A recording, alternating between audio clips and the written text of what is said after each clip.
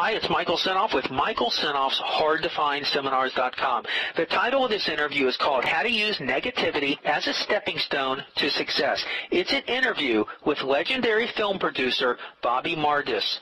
Actor, film producer, and activist Bobby Mardis says he's no stranger to rejection. In fact, for one project, he was rejected more than 100 times. If he had given up after the 99th time, that project wouldn't have been made because he wouldn't have had an investor.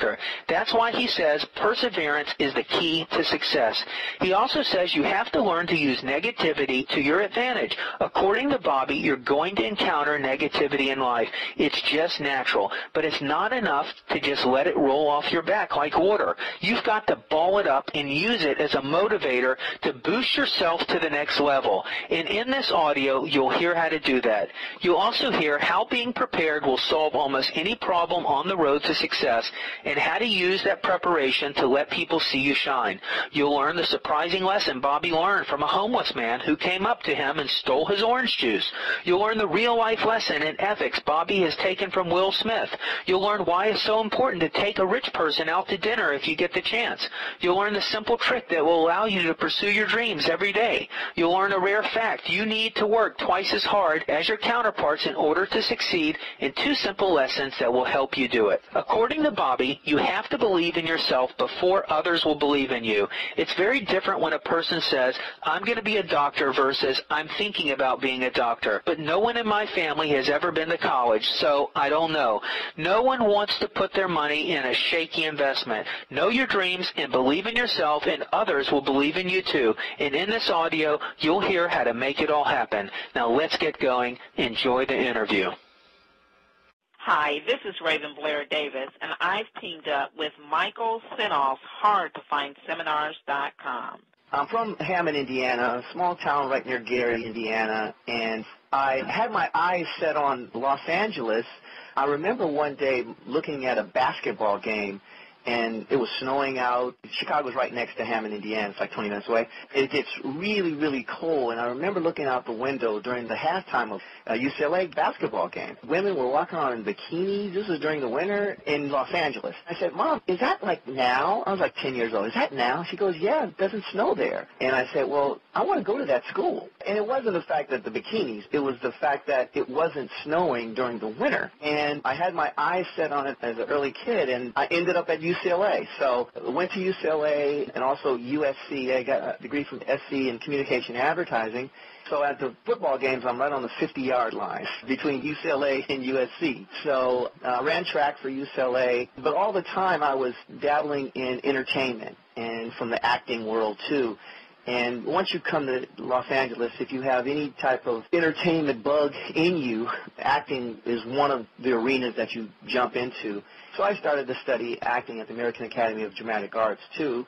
And then I found myself in these classes with just 30, 40 people, and no one would see you but the instructor. And so I started to do stand-up comedy. I went through that circuit with the Comedy Store, the Improv. Even in Chicago, went back to the Comedy Room, Comedy Cottage, just various comedy clubs all around. And since there's so many comedians in Los Angeles and New York trying to break out, you had to go to other cities to make money.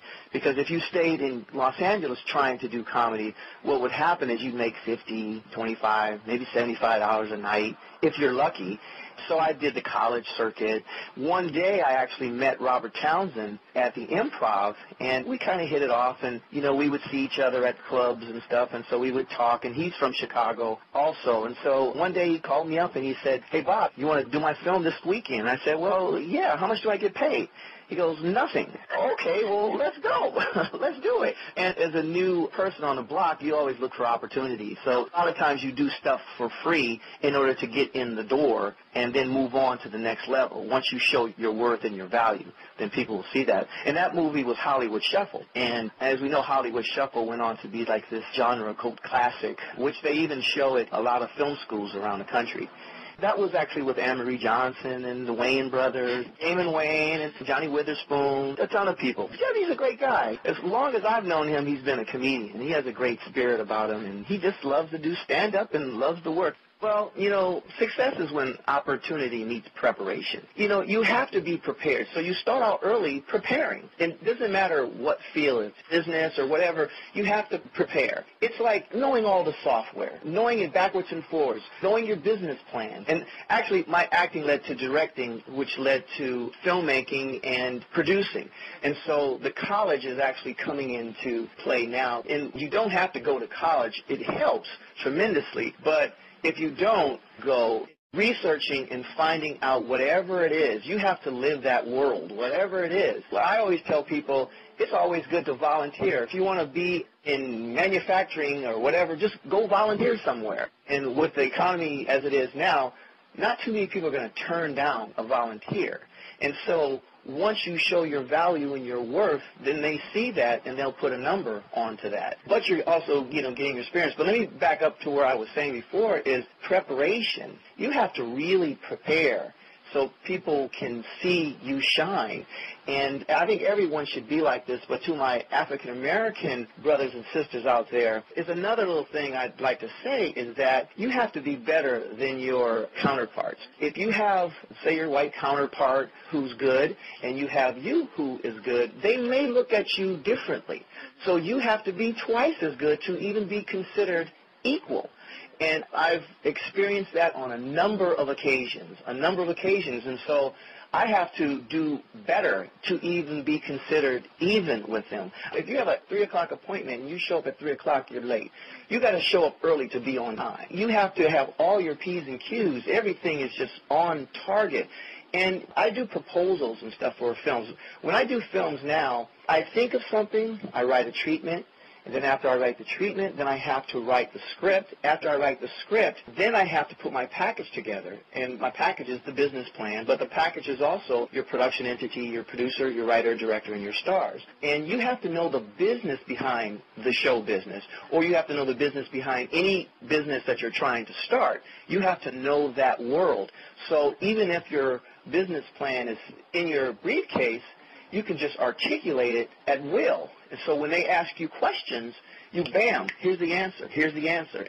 Now, you can't BS people. The bottom line is, if you don't know something, you can't BS them. And my answer, if I don't know a particular thing, is like, well, I'm going to consult my attorney on that, but I'll get right back with you. Or whoever the expert in that area of that question is, and I'll get right back with you. But I treat everything like a tennis match. Once you throw me a ball, I'm going to get it back to you immediately. You're never waiting on me. I'm always waiting on you. So whatever you need from me, you need schedules, you need budgets, you need whatever it is, boom, back at you. Now what? And I think when you show that people will see, because there's a lot of people who don't do that. I'm successful in getting the gig because I'm always giving them what they want in a timely fashion. When preparing for anything, what are some things that you can throw out to us boomer men and women? What are some other keys to get them out of that unstuck position so they can move forward? That's an interesting question, because I was talking to this guy once, and he says, hey, Bob, where's the most talent and dreams and aspirations held? Where's the most value? Where's that located? And then I said, well, give me some more information. He goes, where are the most resources? And I said, I don't know, Africa? He goes, no, it's in the graveyard. I said, in the graveyard? He goes, yes, because that's where most of the people's dreams die. And I said, okay, a different perspective on that. And what I'm getting at is that most people have a dream of something or other and how to accomplish that dream. Well, they have a dream. May not know how to accomplish it, but they have a dream. I think researching now is the best thing. Kids who get in trouble just don't have enough information in them. You know, even in Los Angeles, if you go straight down this street called Imperial, you can go from the projects directly to the ocean. Some kids have never been to the ocean, so they never knew what it looks like. And for various environmental reasons or cultural reasons with gangs and all that kind of stuff, well, the reason why. But the bottom line is, if you're not exposed to various things, it stifles your dream of certain things. You won't know to be an astronaut if you've never opened up a book or looked at the news and said, oh, yeah, that's interesting, or look at a guy on a telephone pole and say, well, I wonder what that job is and what is he doing? I mean, you just have to observe, and then you have to go act upon your observation. For example, The biggest thing now, everybody knows about libraries and the Dewey Decimal System, this, that, and the other, and libraries are really the best resource. However, nowadays, you can do things quicker. There are search engines that if you have a computer, you can do things quicker just by Googling. You can even look up search engines, and it'll give you 50 search engines, Google being one of the largest ones. But any profession that you want to do or any question that you have, even if you had a disease, there are keywords that Google has set as the parameters for research. You type in those keywords and things come up. And you don't necessarily have to know what keywords, but if you were interested to be a policeman or whatever, you type in police qualifications. If you're in Atlanta, police qualifications Atlanta, and things will come up. And then from that, you research. And so you can research anything you want. Now, once you find the research and you start making a file, I would say, everybody open up Microsoft Word, and when you're actually finding that information, you copy and paste. You copy it into the Word, and by the time you look at 6, 7, 8, 10 websites, and you find the information, you copy and pasting into this one file, and then you print it out, and then you have a hard copy of your research, and you're outlining, and you're figuring out. If you go into a job interview, if you know nothing about that company, and they ask you certain things, you're not going to get the job. It's flat out. If a company manufactures light bulbs or whatever, rivets or whatever, and you don't know what they do, you don't know their gross sales, you don't know what the employee base is, and you don't know their company philosophy, their logos, their this, that, and the other, it's hard to convince them to hire you. So you have to research in order to acquire certain things. This Asian guy told me once, he goes, it's better for a poor man to take a rich man out than vice versa. And I said, well, the rich man, he has all the money. How am I going to take him out? And then he just says, well, listen, if you take him out, you have everything to gain. He has nothing to gain by taking you out other than some philanthropic good feeling. So it's better for you to take him out. I used that philosophy. There were some millionaires that I took out for breakfast. Now, this breakfast was like $85, $90 for breakfast. I'm talking eggs, something that you buy at $5. But I took him out, and I was gaining the knowledge. And if you want to be a Roman, you have to go where Romans go. You have to think like them and walk like them and talk like them. So, therefore, you have to go where they go to find out what's in their minds. And if a millionaire will bless you by going out with you for a breakfast or a lunch or something and sit down and talk with you for an hour, you should take him or her up on that opportunity because you'll gain much, much more. And even if you don't have a computer, most libraries have computers accessible to the public. And if you do have a computer, say you have a computer and you don't have internet, whatever, then what you do is you take your laptop to Starbucks. You get a little card from Starbucks. You register to buy your coffees or whatever.